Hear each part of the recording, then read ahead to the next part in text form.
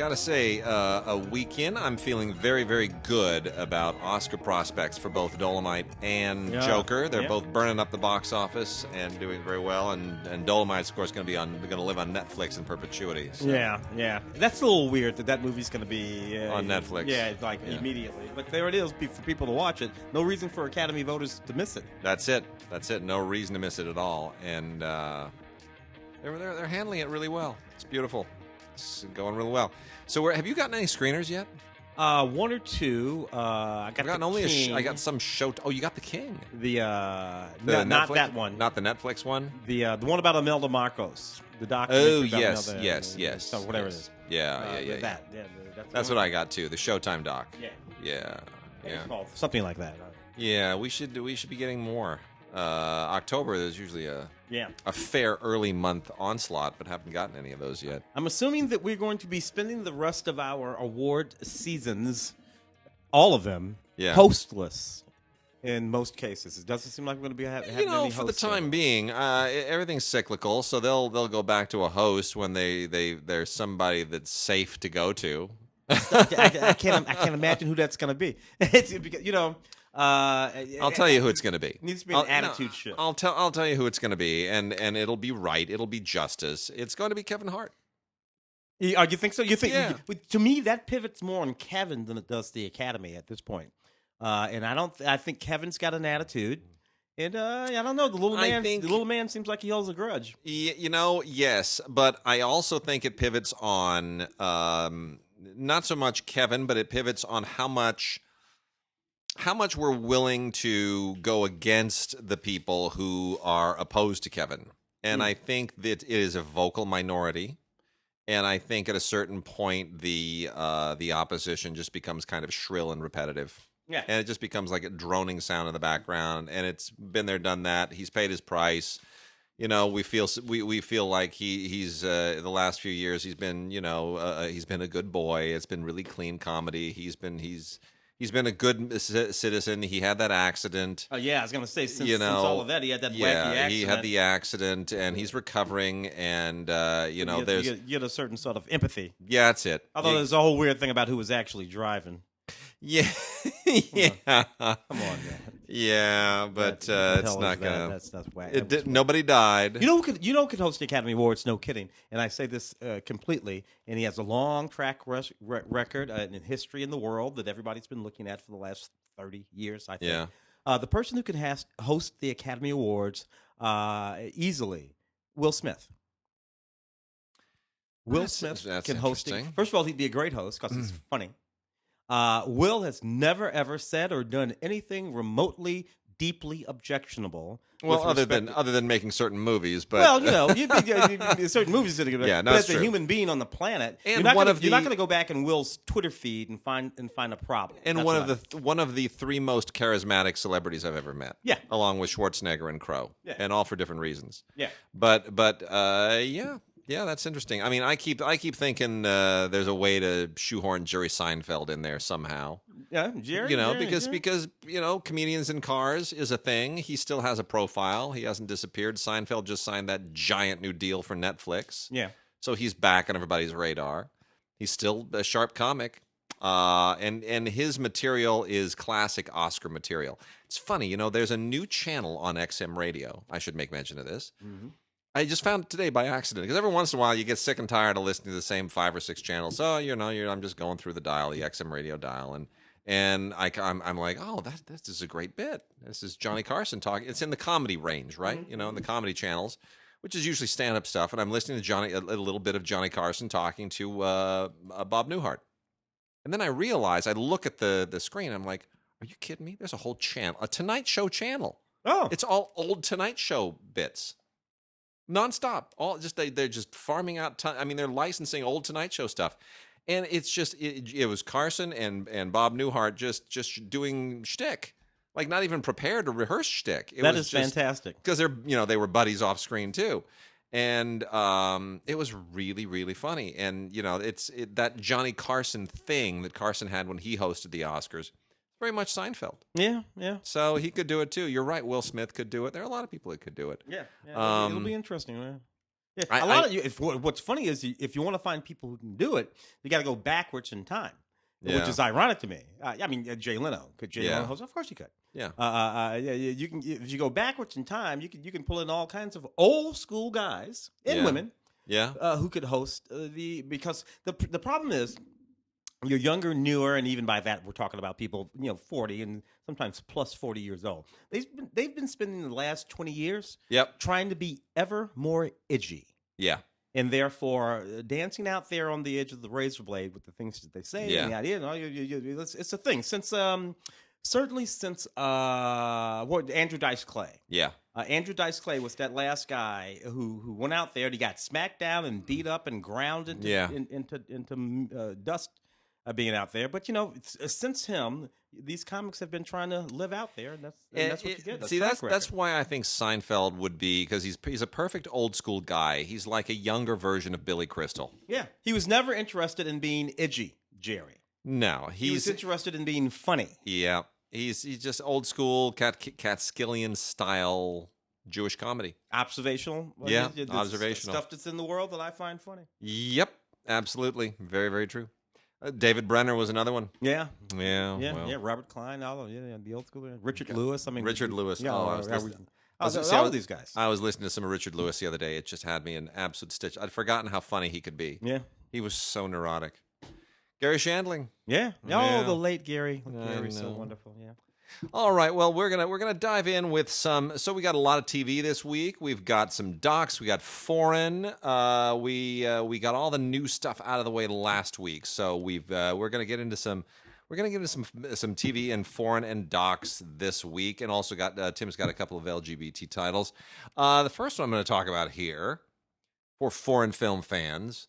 Wow, is this an unusual, kind of very strange Dutch-French co-production that feels the need to put a pull quote on it from Barry Jenkins? So Barry Jenkins, this is how they're buying their cred. Is Barry Jenkins, who is kind of, now based on his first three films, really, but then everything since Moonlight, and Beale Street, he has a lot of art house cred. And so, they figure we put Barry Jenkins on here, maybe people will watch our weird movie. He says, "This Magnificent Cake is my favorite film of the year." Okay. I'd love to know the context of that, under what circumstances, but here's the deal. So this is a 1/66 shot film on Blu-ray. It's called This Magnificent Cake! ! And this is basically a stop-motion animated film that takes place in the Congo during Belgian colonialism. Which is if I were to tell you, if I were to go to fund financiers and say, so we want to do a stop-motion animated movie. Oh, that's great. You mean like Wallace and Gromit or like Coraline? Absolutely. Exactly. One of those. So it's like Wallace and Gromit, Shaun the Sheep, Coraline, stop motion, except it takes place in the Congo during Belgian occupation. Okay, you lost me. Where are the jokes in that?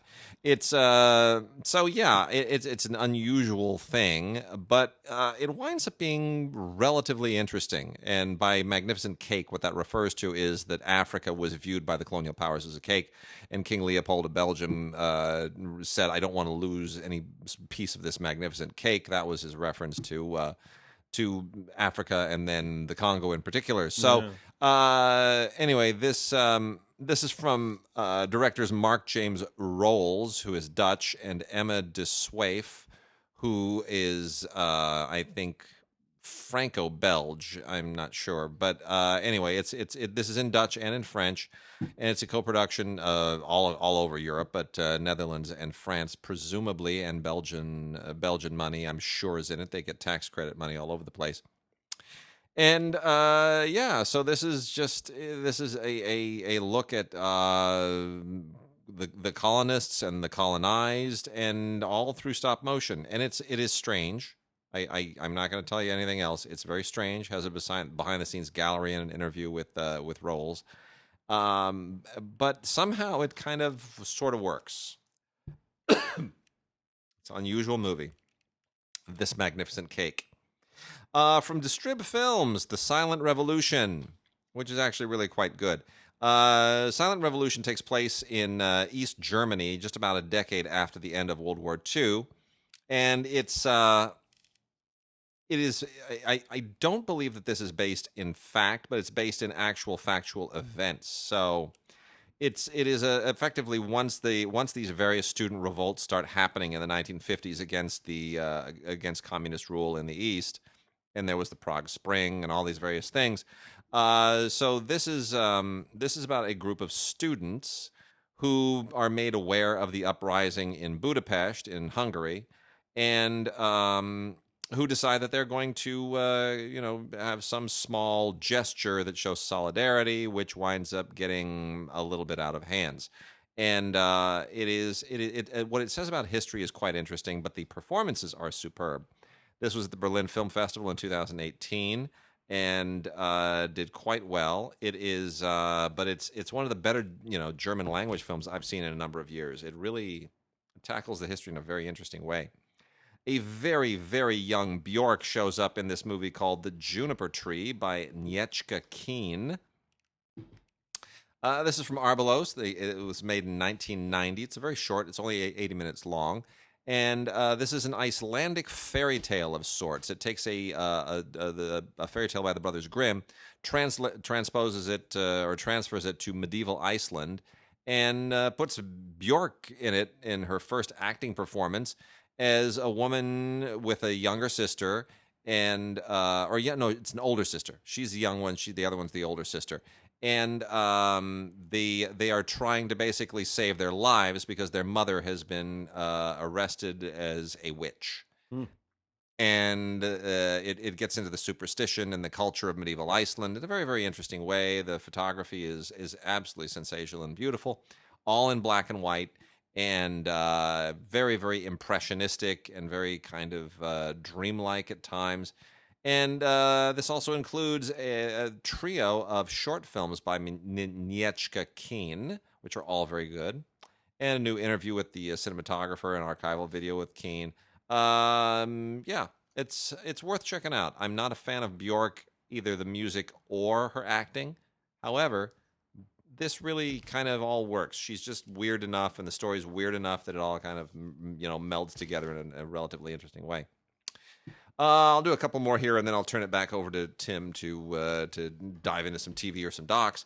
Kung Fu Monster is from Wellgo, and this is a kind of a middling. Last week we talked about Gremlins, and this is like a Kung Fu Gremlins of sort. It's okay. This is right around the time of the Ming Dynasty in China, and the Sultan of Brunei, or his equivalent at the time, has like this little gizmo-like gremlin creature that he wants to give to the Ming Dynasty as a gift, and then it just turns into basically Kung Fu Gremlins. It's really the only way to do it. It's not. It's a little silly, but it's nicely done. It's silly. Three Peaks, pretty interesting movie actually. This is by Jan Zabail, and it stars Bernice Bejo and Alexander Failing, the German actor. Bernice Bejo, of course, the Argentine-born French actress, and from The Artist and various other things. The story here is quite interesting. This is about a woman, a single mom, and her child, and her current boyfriend, played by Failing. And they are vacationing in speaking of, the Dolomites. People, just to make clear, with all our talking about Dolomite, the Dolomites are a mountain range in Italy, not associated with Dolomite, the character known here in lore. So they're vacationing there and may want to stay there forever, but there's friction between the kid and the potential stepfather who may become stepfather, and so you wind up getting into this. It's almost prank like. That the kid wants to sort of start. They go out for a hike, and the kid decides to kind of do something, and things spiral out of control. And before you know the friction between the kid and his potential stepfather becomes much more serious than it otherwise should have been. So interesting, a little bit constrained. It's beautiful photography in the Dolomites, but an interesting film nonetheless. It's called Three Peaks. And let's see, I'll do this and then I'll turn it back over to you. Jackie Chan in Bleeding Steel. Jackie Chan's movies have just been so terrible lately. No. And this is a grindstone Lionsgate deal. It didn't really make it into theaters, didn't need to. This is just Jackie as a playing his super cop character again, except with a different name. Basically a super cop. And he's trying to find this super villain, this Bond-like villain, and who's and who's using technology and chemicals to make himself super powerful. And then it just goes aground. Then there are all these different story twists that go into all very strange directions that make no sense whatsoever. But the concept of bleeding steel, which is actually a thing that they develop in the film, that's sort of interesting. So action scenes are generic. Jackie is not great, but it is what it is. A few films over here. Yeah. Start off with a couple of LGBTQ films. One very, very funny, Bathroom Stalls, Parking Lots, and Parking Lots, Bathroom Stalls, and Parking Lots. Is the funniest film about a young man who travels from Brazil to San Francisco, realizes that one of his American friends that he knows, that he met in Brazil, is actually in San Francisco for the weekend. That guy has a straight friend. Yeah. And the two gay guys and the straight guys decide to roam around the gay bars and bathroom stalls and parking lots of San Francisco on an evening with the straight guy trying to teach the gay guys how to loosen up and have a little fun. Which I just find absolutely that's really actually quite clever. It's like, you gay guys, man, you guys are tight. let me show you how we straights do it. Which is just absolutely hysterically funny little film that I enjoyed quite a lot. Behind the scenes, features, deleted scenes, bloopers, all that kind of stuff. It's always funny to me that the small little films have so much more by way of special features on them nowadays than some of the larger films. Occasionally, anyway. The second of our LGBTQ films from TLA releasing is Fireflies, another very powerful little movie, a little drama. About a young man who's fleeing persecution in Iran, goes to Turkey, gets on a ship in Turkey, and finds himself unexpectedly in Veracruz. Just, unexpectedly. Yeah, he doesn't. He thinks he's going someplace else. Nevertheless, now he's in Veracruz. He's there all by himself. He doesn't speak the language. He runs into these people. He just starts to figure out a way to build a life for himself while he's homesick for home, but also enjoying a certain sort of freedom that he never had when he was back in Iran, because things are very tough back there. Again, a perfectly lovely little film that I think most folks would rather enjoy. Cassandro the Exotico, which is a wonderful little film about a very particular sort of lucha libre wrestler in Mexico. So lucha libre, the masked wrestlers and all that kind of stuff. Well, there's a strain of lucha libre which involves cross-dressing wrestlers, and they are very flamboyant, and their outfits scream drag queen. And they wrestle as good as any of the wrestlers in the mask, and it's a lot of fun. This one is about a guy who does some of that stuff. It's just the funniest thing you've ever seen. So I got to recommend that. Cassandro the Exotico. Clarence Clemons, the wonderful saxophone player. Moving on to documentaries. Yep. Clarence was just an astounding figure. This little documentary begins with Clarence back in 2003 when, after a long run with the East with Bruce and the East Street Band and actually doing a lot of television acting, he had spent some time on several television programs, as a matter of fact. Clarence, he decided that he needed to take a sabbatical, and he put down the saxophone. And Clarence went to China. No kidding. Yeah, and some filmmakers just sort of followed him all around China and everything. And that's what this did, is? What he spent, this is what this oh, is no about kidding. Clarence. Now, they continue or they actually sort of pick up following Clarence again after he returns to the United States. And just about the time they pick up following him again, early in 2011, and Clarence is in Florida, where he has a stroke and dies. That's when we lost Clarence Clemons. That's so back sad. in 2011. I didn't realize he went to China before. But he went to China, and it's just absolutely interesting that these filmmakers happen to pick up with him again, and they're going to follow up with Clarence and see what's going on with Clarence, and they're there. They're a part of his life and engaging with him again in this film, just at the moment that he has a stroke and passes away. So it sort of came full circle around. This Clarence, all kinds of wonderful people in this film, including Bill Clinton, among others. Joe Walsh, Jake Clemons, his son. Wonderful figures talking about Bruce Springsteen, obviously. Wonderful people talking about Clarence, but a good chunk of this film is simply wandering around with Clarence as Clarence wanders around China, not playing the saxophone.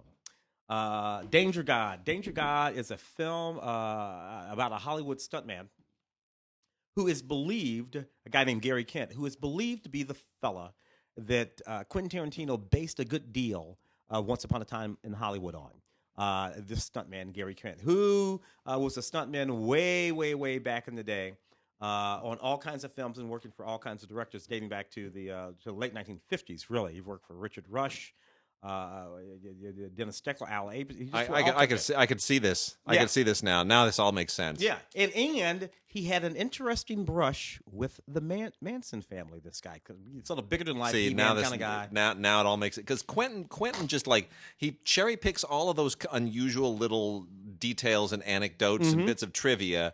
And he stitches them all together in these really interesting ways. And he builds a bit there. This guy had a little crossover with the Manson family, all of that kind of stuff. So anyway, if you're wondering who that guy that Brad Pitt is kind of playing, because we in Hollywood. So he basically he took the relationship between Hal Needham and Burt Reynolds and juxtaposed it over this guy. Who of course worked for both Burt Reynolds and Hal Needham. No kidding. You can find Gary Kent falling down in Burt Reynolds and Hal Needham movies. Interesting. Gary, this guy here, Gary's about 150 years old now. He's still buffer than I am. Yeah, it's crazy. I hate those guys. It's kind of irritating, deeply, deeply irritating. So, some more foreign here. Tokyo, Living Dead Idol. The Japanese can really do some weird stuff. This is from Crack. We did drop a nuclear weapon. Yes, this is from Kraken Releasing. This is really actually kind of funny. It's about this girl who's a pop star, and she gets bitten by a zombie. And now she's got 72 hours to find the cure, or she's going to be a zombie. Or if she finds the cure, she gets to keep being a pop star. So, it's silly, it's cute, it's kind of overly high concept, but they get a lot of mileage out of it. It's not as good as Anna and the Apocalypse from last week, but it has its moments. It definitely has its moments. And there it is. It's Tokyo Living Dead Idol. It's a really, really cute cast, though. The Third Wife by Ash Mayfair, this is a Film Movement release, is very, very good. What I love about this is the backdrop is a period and a place that we all know nothing about, which is 19th century Vietnam. And, Vietnam as a country, as a place, as a culture, doesn't really show up on anybody's radar until really 1950s, when the French are there and they're fighting communists and the whole thing. And then that, of course, dovetails in the Vietnam War for us. Well, what was Vietnam like before that? A really rich culture and a fascinating place. And this is about a polygamous household in the late 19th century in what would eventually be called Vietnam. And a woman who is the third wife to the landowner. And if that sounds a little bit like Raise the Red Lantern, it kind of is. There are a lot of similarities here. So she realizes that there are certain things you have to do to elevate your status, just like Gong Li does in Raise the Red Lantern. And then you get into all of the political entanglements between the wives and, how they jockey for position in the household to do certain things and not do other things. And, of course, there is a lot of tragedy in this. And in the end, it is just really, really, really interesting. All in Vietnamese. And it's a pretty short movie. It kind of flies by, and you'll appreciate it. If you like Raise the Red Lantern, you'll really, really love this. This has an interview with Ash Mayfair on it, and a commentary, and then a short film that Ash Mayfair made some time ago as well called Grasshopper, also Vietnamese with English subtitles.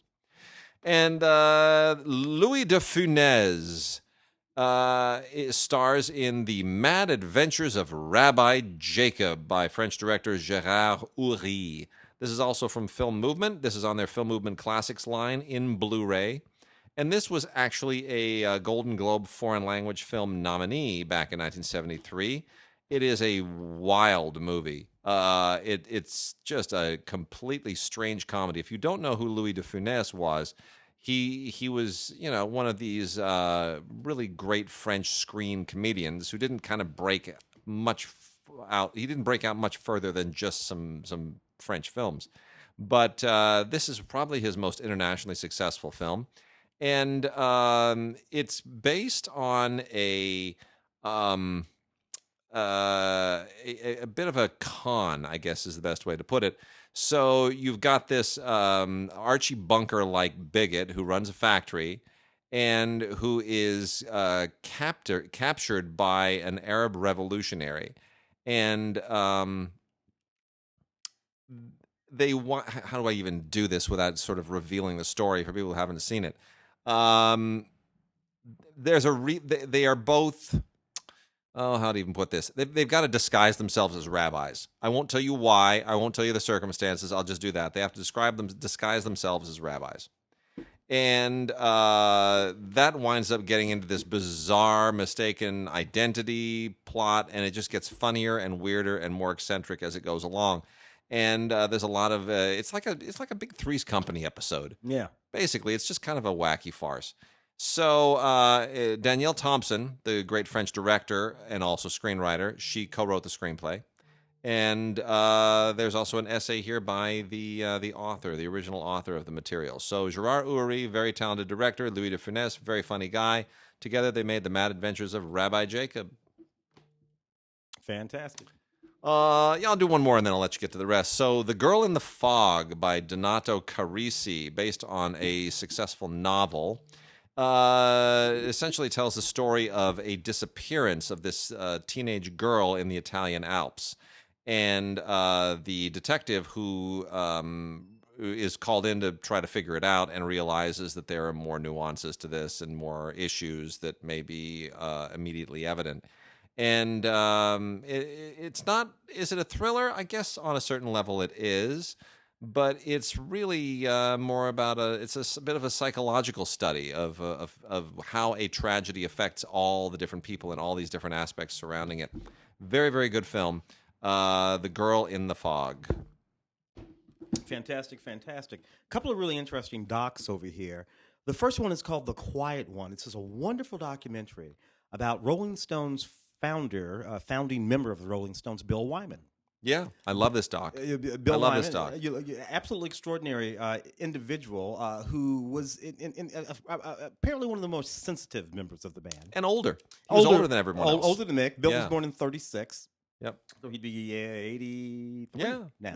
And also the most, and I have an additional story on this too, but he also the most normal. Mm-hmm. He's not a rock and roller. He loves music. He loves music, yeah. But he's not like a woo party like while the rest of them are, jamming. Bill was not about sex and drugs. No. He was about rock and roll, but he was not about sex and drugs. He was a family man, relatively speaking. Yep. Did not care for the infighting and all that, because he loved creating the music. Walked away from it all, Bill. Yeah. Without regret, and became an archaeologist and a photographer, a world-renowned photographer. Yeah. And one of the things that he's been archiving over the past 45 years now is the history of the rock and roll revolution and what rock and roll meant all around the world as a revolutionary tool that young people have always aggregated to whenever they wanted to become engaged in revolts. Yep.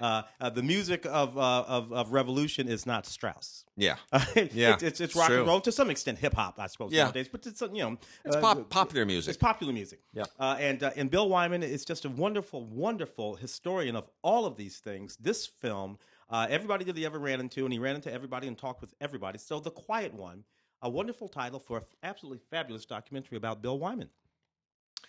So this could have gone with your LGBT segment, but I want to keep it in the foreign segment. This is a film movement release. Really, really interesting. This is a Kenyan movie, and it is called Rafiki by the director Wanuri Kahiu. And this is a lovely, lovely movie. This is about, it's still a very, very conservative culture with respect to all things sexual in Kenya. And this is about these two women who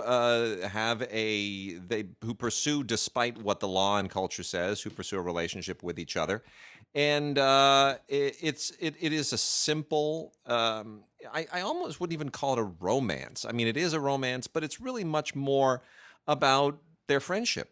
It's not, it's not the sexuality. It's not the attraction between them. It's just these are two women who don't fit in the society and who find in each other some validation of their individuality. And the fact that there is a romantic aspect to this, it's all kind of superfluous. It's a very, very sweet film with two very, very solid actresses. And the film is Rafiki, and it's only 83 minutes long, and I think you should check it out. Also, has a really good bonus short film on it called Hudson by Shay Shu, which is worth checking out. Fantastic. The Reverend Theodore Hesburgh, very interesting figure over the course of history.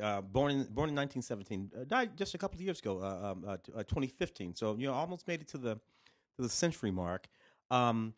He was an actor, among other things. He was a Reverend, but he was an actor. He was in Rudy, one and only acting role. He played the priest, which is a perfect role for the Reverend there. Yeah. The Catholic priest. What he was most importantly was an advisor to just about every major political figure in the United States. From the mid 40s probably on. Yeah. Every single one, right through Barack Obama. You have the Reverend Theodore and Martin Hesburgh, Theodore Martin Hesburgh, and he was a wonderful figure, a civil rights activist, of course, pushed back against all of the things you weren't supposed to push back against in the Catholic Church, and spoke about them all, including some of the sex scandals and all that kind of stuff. The Reverend was right there, always on the side of right. This is a really fascinating film about him, all the more fascinating in all the people that you run into or will find yourself juxtaposed to as you watch his life. He was on that podium when Martin Luther King gave that speech that I have agreed to. The Reverend was right there. The Reverend eulogized John F. Kennedy. The Reverend eulogized Robert Kennedy. And on and on and on. He was one of those sorts of figures that we had in the late 19th and all of the 20th century, but I'm not sure that we have figures like this in the 21st century. One might think that the new Pope would be one of those figures, but he won't be. The new Pope will be divisive. And I don't think you can have figures like this anymore. That's interesting. There were a few of them in the last century, but I do not think that we can have them anymore. Marianne and Leonard, Words of Love. This is a very odd documentary about Leonard Cohen and one of his paramours, made by Nick Broomfield. Nick makes very odd films that he sort of insinuates himself into. He insinuates himself into this one too. Basically, it just follows Leonard Cohen during this particular period in his life when he was involved with this woman, Marianne, whom he dedicates a song to called Marianne. It's one of his early songs back when he was still a novelist, really. And it's about them and their life together on the Greek islands. These Greek islands, and it's a very, very odd and disturbing film about this woman who seems to have been infatuated with him, his engagement with her and her son, and what this all turned out to mean to him, his life, his career, her and her son. It's not that revealing about Leonard Cohen in and of itself. The movie is mostly about him, but it's still not that revealing about Leonard Cohen. So if you want to learn something about Leonard, you won't, other than he was something of a narcissist. I think we always sort of knew that a little bit about these sorts of folks. But anyway, Marianne and Leonard, directed by Nick Broomfield. Got a couple here from Indy Picks. One is Haitian, one is Mexican. And they're both good. The Haitian film, God bless her, Mira Nair threw her power behind getting this thing out there and executive produced this, which means, Mira Nair just said, I really think Getty Felin is a talented filmmaker, and I'm going to make it possible for you to get something out there. So, first-time filmmaker Getty Felin got a little boost from Mira Nair and made this movie Ayiti Mon Amour, Ayti, Ayiti Mon Amour, which is a lovely little sort of allegory. Centers entirely on this small little town on the coast of Haiti. And it uses the town and the sea and the people in it are really just all a giant metaphor for the rest of the world, and all these interesting interlocking stories like in Babel. It's really a lovely story, and especially because it is set after the earthquake, the devastation of the earthquake, and it has this magical realist sheen to it. And it really is a very, very competent and very smart film. Ayiti, mon amour. It's worth checking out. The interlocking stories are done very, very nicely. And the other one from Indy Picks is Hypnosis, To Be Happy, which is a Mexican film about two people who've never married. And so he's going to decide to propose marriage to her. And that winds up not being received exactly as you would expect, and things take a very strange turn, and it winds up having a pretty salient commentary on modern-day relationships and alienation and society and so forth. Hypnosis, To Be Happy by Victor Audefred. Wow. That sounds fascinating. Around the world, around India with the movie camera, this is just an absolutely fascinating film. What this film does is look at the 50 years prior to Indian independence in 1947. So we have this deep, deep British archive, the BFI Institute. And they go deep into the archives of explorers and adventurers and British military folks and journalists, of course, from the BBC and elsewhere, who over that 50 years, so basically we're talking about 1897 up till about 1947, and they just cover everything. This is Sabu is in this film. Wow. And it's just a beautiful, beautiful song. And it's what I like about it is, yes, while most of this footage is being shot by Brits, the colonials, it is endearing and loving of its subjects. It's not one of those sort of nationalist sort of things about colonialism. It's a absolutely lovely film full of the sort of footage you're just never going to see again. So all kinds of bonus features on here too, including about 33 minutes of silent film from the silent film era, a travelogue through India. Just gorgeous, gorgeous. Fantastic. Stuff. Yeah. Couple from Film Movement. Out of Love is a beautiful film. This is a Dutch film that they want to call this sort of, well, it's as passionate as a Dutch film can be. I'm not going to offend the Dutch, but the Italians are passionate. The Dutch don't really get a spot on that list. But anyway, this is about a couple that just has a whirlwind romance. And then it all kind of goes sideways and downhill, and it's similar to a lot of French films that try to do this as well, like A Toxic Affair, with Natalie Baye and Sergio, whatever his name is. It does something similar, and this is kind of in that same general vicinity. I like the performers, Naomi Velisariou and Danil Vorobayev, but. Yeah, it's not quite as strong as French films that tell this story, but it's still a really very well told and very well acted film. And then the other one is Ritual, a Psychomagic story, which is from filmmakers Giulia Brazale and Luca Imesi. And this is a bit of an odd one. This actually has Jodorowsky in the film, and it claims to be inspired by him. But it is, I don't know if that's necessarily the case. It doesn't feel like a Jodorowsky film. It's very surreal. It's very much kind of steeped in supernatural ideas. It's visually very, very arresting. It's similar to the other film. It's a story about a couple with a very strong relationship, and how things affect that relationship in a negative way, and what they do to try to turn it around. And in where it goes, you are never going to be able to guess. So that is Ritual, a Psychomagic story. Watch only if you are prepared for any and all surprises. Wow. The Ice King is an absolutely fascinating documentary about a fellow named John Curry who has fallen out of history, unfortunately. John Curry, 1976 Olympics, Winter Olympics, was an ice skating champion. For one thing, he completely evolved the sport of ice skating from what it had been. And I remember this. Yeah. John Curry was gay too. He was gay. Well, he was the first openly gay Olympian. Period.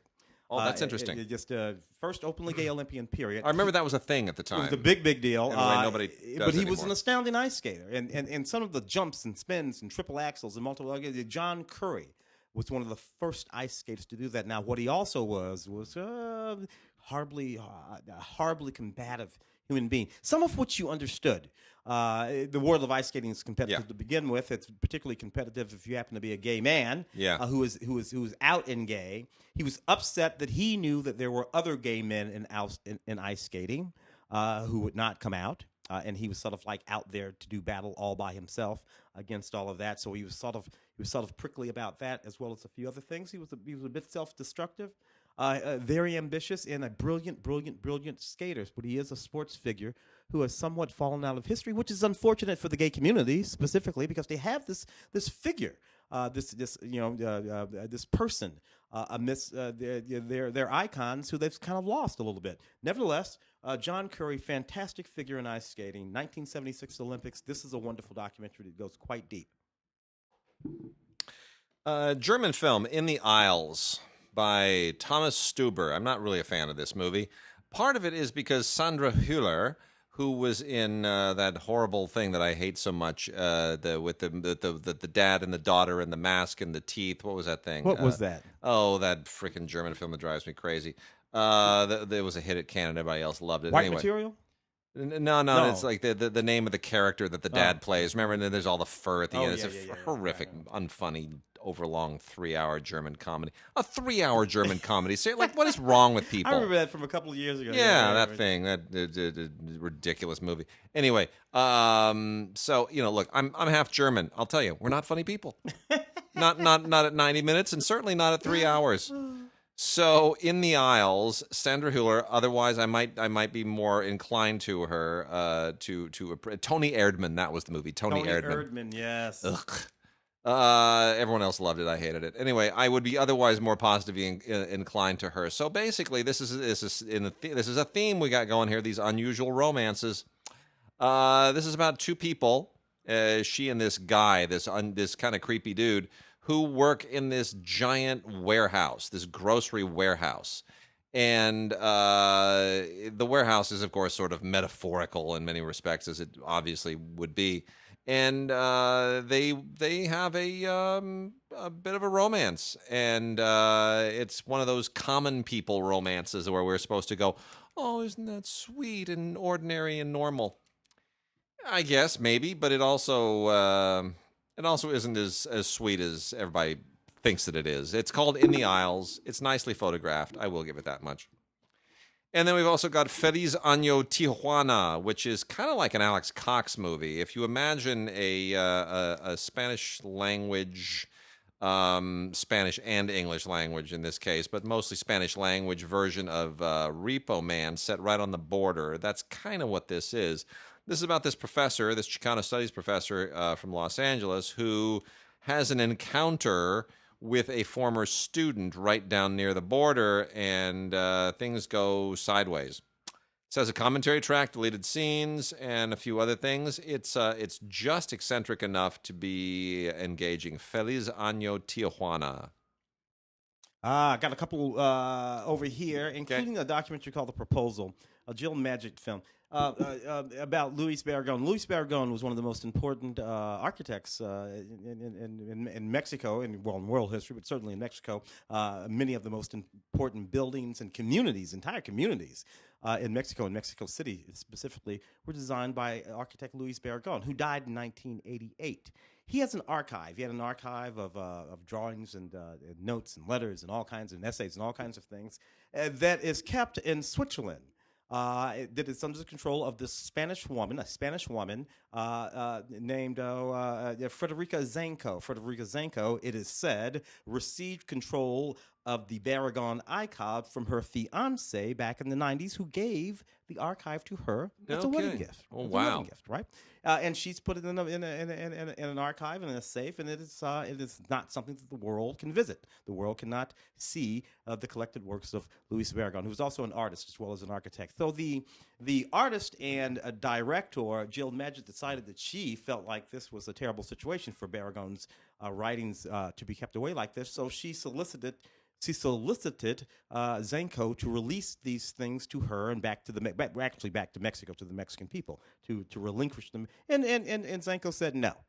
So Jill decided that she was going to do something outlandish in addition to making this documentary about Barragán and this entire situation.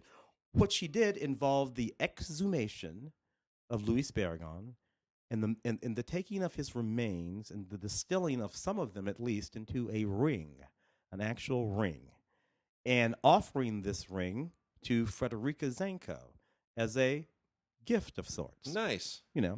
I'll give you a little chunk of this dead guy if you give me his archives back, or give the state of Mexico his archives back. It's a bit of a stunt, this movie, but it does enlighten us about the work of Louis Spergon, whose papers are important, his archives are important, and I do wish that they were available for us to see. But I still think that there's a bit of something going on in that documentary that's not completely sincere, that has something to do with the artist and the artist's work and her sort of performance art sort of dynamic. Mm-hmm. You know what I mean? Even the movie is in a way a piece of her performance art. Right. So it's not completely sincere. There. Wonders of the Sea in 3D. This is just a wonderful, wonderful French documentary shot in 3D by French ocean explorer Jean-Michel Cousteau, grandson of Jacques. That for some reason Arnold Schwarzenegger is involved with. I guess he digs to see. He shows up in the film. He does some narration and has an interview in the film. Mostly, we're under the sea with a whole bunch of exotic animals, hammerheads. Dude, the hammerhead shark will always fascinate me. For one thing, its head is shaped just like a hammer.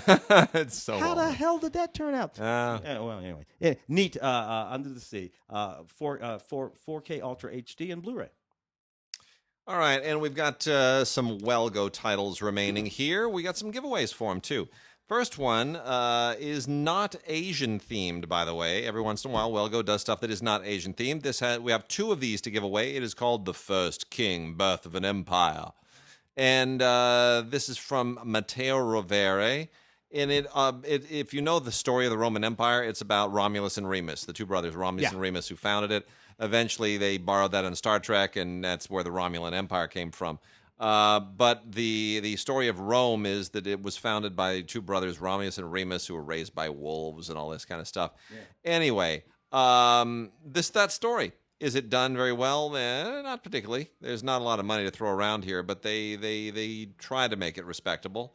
And you got to kind of applaud them a little bit. I mean, it does have some moments but they're playing it for action, really. So it's called The First King, Birth of an Empire. Send us an email to gods@digigods.com or gods@cinegods.com with birth, BIRTH, in the subject line, and name and address in the body of the email. And we will send 2 lucky people The First King if we receive it by Friday the 18th. By Friday the 18th.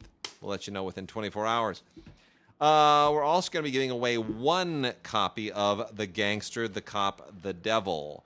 This is a Korean action film that is pretty darn good, actually. It's about a gangster and a cop who have to team up. I can't really tell you anything else other than that. But it's a very unusual buddy team-up for absolutely incredibly good reasons. The gangster, the cop, the devil. That will help you figure it out. The gangster and the cop team up. The devil, who's the devil? Well, you have to watch the movie to find out. The devil is a very compelling character and a great has a lot of great stuff behind it. So give that a look-see. That's got some bonus features and making of featurettes and whatnot. And we're giving away 1 copy of The Gangster, the Cop, the Devil. Send us an email to gods@digigods.com or gods@cinegods.com by the 18th. And put cop in the subject line. Cop, C-O-P. And we will pick a winner by the 19th. And then the last of these is The House That Never Dies, Reawakening. In case you didn't realize it, it's a haunted house movie. It is. It's a haunted house movie. You know, a whole family was murdered, and then other people come to the house, and it's still filled with ghosts and spooky happenings, and now they want revenge and all that kind of jazz. Look, I mean, this is it's fine, I guess. It's as fine as a Mandarin language Chinese film can be, but it's not Japanese spooky, it's not Korean spooky, it's not even American spooky. It's definitely 4th tier at best. A couple over here? Yeah. Little TV. Yeah. My favorite show of all time. 1989 to 1991, 1988 to 1991. Yep. It blows me away that this series was that long ago. I know. We're talking about China Beast complete series. Yeah, such a good show. Yeah, I mean, a fantastic show. Yep. Coming along at that period, Vietnam. Post-Vietnam, when Vietnam was still a thing in the zeitgeist. All these guys coming back. All those movies. Platoon. Yep. Hotel Hanoi. Full Metal Jacket.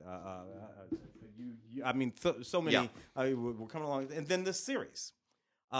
Which of all of that stuff, I mean, Full Metal Jacket is Full Metal Jacket and all of that, but of all of that stuff, in terms of a comprehensive sort of let us live in Vietnam, and most importantly, not a boy movie. This movie was as much about the women in Vietnam, all of those nurses, soldiers, working at those hospitals, as it was the men who were going out on missions, which was one of the more powerful things about China Beast.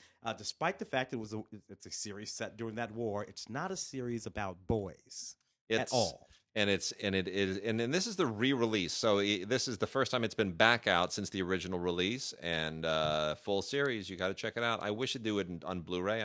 But in time.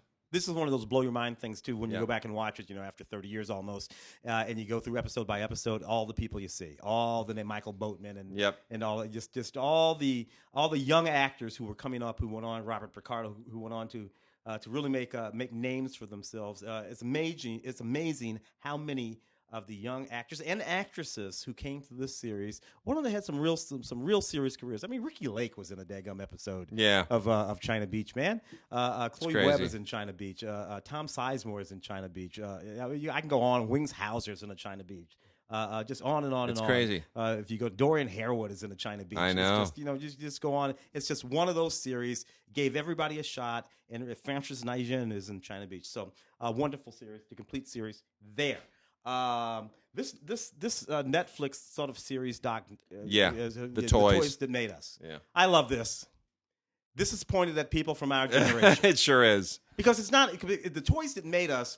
Of course, there were toys prior to our generation, but we had a different generation with our toys. Than our parents did. True. Say. Yeah. For one thing, generally speaking, the toys that formed us as children were sold to us on television. Yeah, we watched Saturday morning TV commercials and these sort of marketing forms.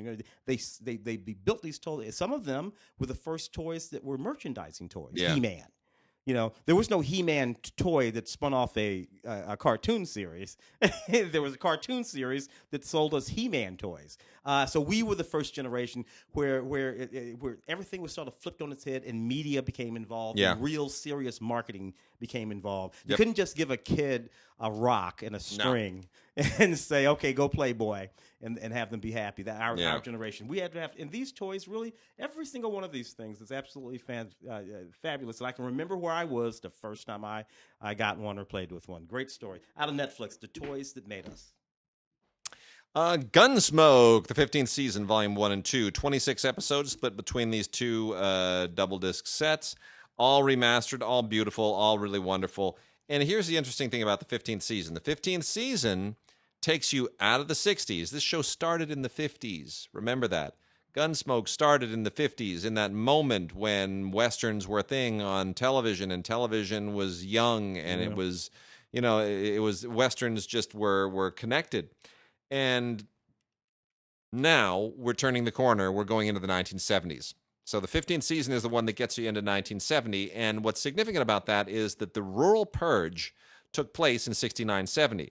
And that's when the new leadership at CBS came in and canceled all the rural programming, maybe RFD and the Beverly Hillbillies and Gomer Pyle and on and on and on and on. And they replaced it with That Girl and All in the Family and the Mary Tyler Moore Show. And suddenly they were focused on people in the cities. And the question is, what does Gunsmoke do at this moment? Because Gunsmoke belongs to a different era. And it's really kind of becoming an anachronism in 1970. And you can see it in the writing here, that they're trying to sort of keep up, trying to keep, up with the changing times. Because Gunsmoke in 1970, the show started right after the Korean War. And now we're in the middle of the Vietnam War. Yeah. I mean, that's you know, how do you, those are all part of the cultural current, and you got to sort of acknowledge that on some level in the writing of the show. Close to 2 generations. Close to 2 generations. Separating the beginning of the show in the 1970s. Yeah. And it would go on, I think, another 5 years, right? Yeah. It was 74, I think, when it went off the air, which is amazing to me. But there it is, Gunsmoke, 15th season. And then we've also got American Horror Story Apocalypse, the complete 8th season. I'm kind of amazed that this is carried on this long, but people like it. And it's one of the hit shows on FX. They got a new season coming up, and they switch it up every year. That's part of what keeps it fresh. They find new ways to just creep people out and terrify them and bring in a new cast. And this is not my favorite show. I don't really quite get it. But you know what? Sarah Paulson, Kathy Bates, those are some name actresses, and they are able to somehow really give it a production value and a sheen and take it in new directions, and it's different every year. Yeah. So good on them. The interesting post-apocalyptic angle in this one here, but there it is, AHS Apocalypse, the 8th season. Wow. Kathy Bates was in an episode of China Beach. That's right, she was, wasn't she? Yeah, crazy. Hong S. Noor was in an episode of China Beach. I did not know that. Crazy. You know, it's those late 80s, early 90s television shows, man. They were loaded. They were absolutely loaded. Here I have Charmed. The reboot of Charmed season 1. I will admit that I watched this. I was a big fan of the original Charmed, Shannon Doherty, all that kind of stuff.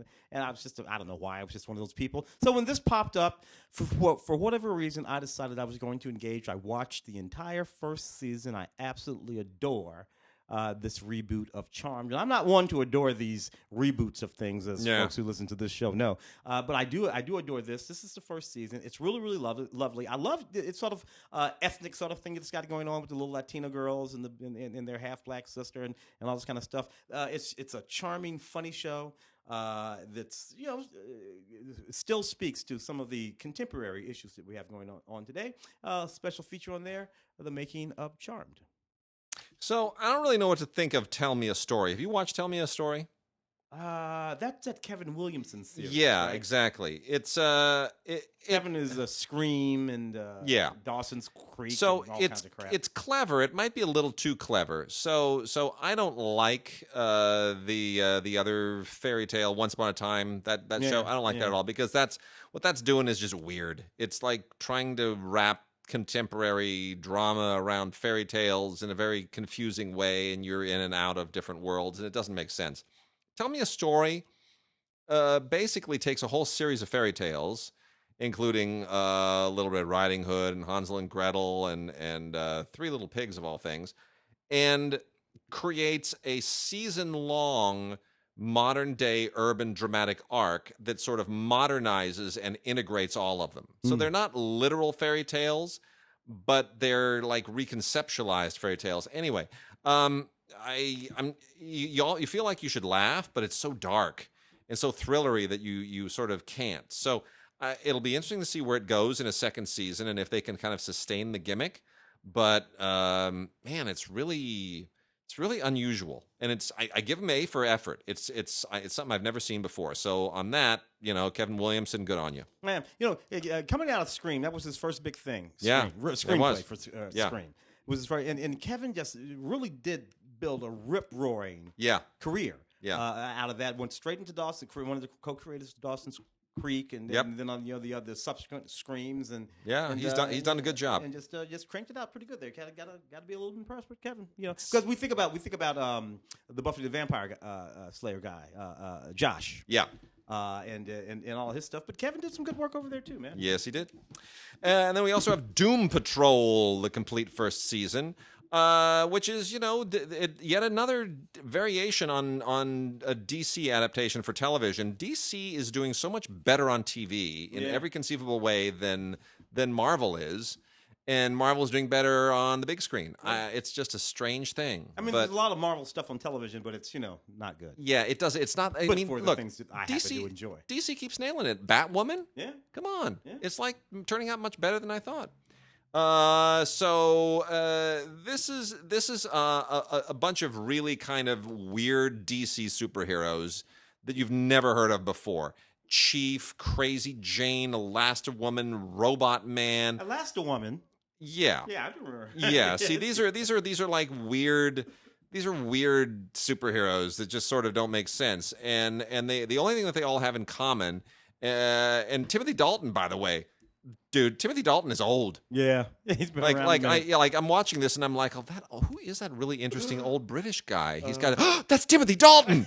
Like you freak out. It suddenly dawns on you. He's not James Bond anymore. He's an old man. He looks older than Sean Connery. What happened? It's really kind of creepy. So anyway, the only thing that keeps all of them together is that they were all sort of disfigured in some way. They all had some horrible disfiguring accident that left them disfigured, but also with superpowers. That's the only thing. That's what makes them the Doom Patrol. And so they wind up having let's say, a mission together to solve a particular situation, which I won't tell you any details about. And it's a little funny, and it's a little weird, and it's a little bit like Legends of Tomorrow if they were really, really messed up and weren't time traveling.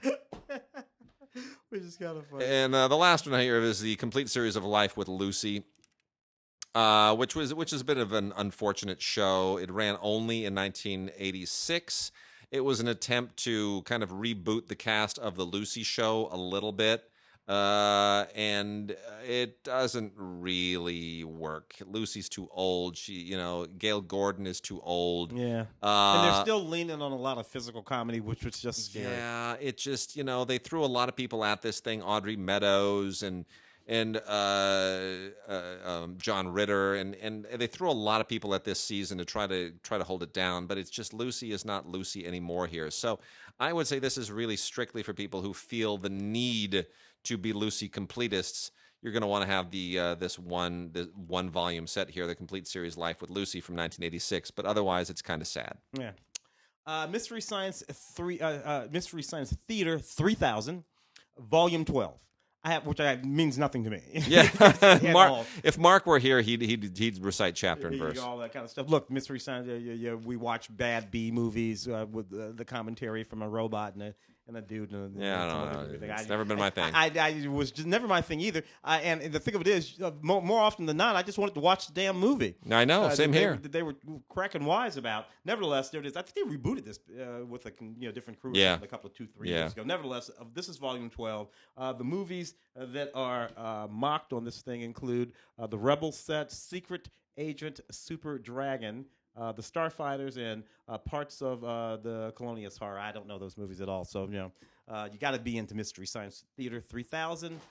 Storm of the Century, an adaptation of Stephen King's Storm of the Century. This was a 4-hour and some odd long television series from 1999, I think it was. Crazy. Not a particularly good Stephen King book or short story or whatever it was here, which made a not particularly good. This is not one of the better Stephen King adaptations over the course of many, many years. I think we talked about The Shining last show. It should be coming out on DVD sometime soon. Cool. Very cool. If I'm not mistaken. All right, I guess that's it. My goodness, that was a fast show.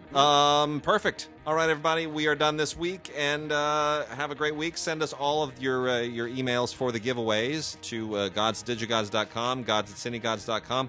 Make sure they get to us by the 18th, Friday the 18th, and we will pick some winners and make some people very happy. And otherwise, we will see you end of the month. We're getting close to Halloween, so we're going to try to have a Halloween show. Oddly enough, fewer Halloween titles being released this year than in previous years. I don't know what that means. Including 2 or 3 movies, that Guillermo del Toro movie, Scary Stories You Tell in the Dark. Yeah. They released 4 months ago. I know. What the hell did they do that for, I don't know. Guillermo? Hold on to it. 3 or 4 of them, a big raft of horror movies that I was reviewing in September. It's crazy. Hold on to that stuff. All right, we'll see you guys next week.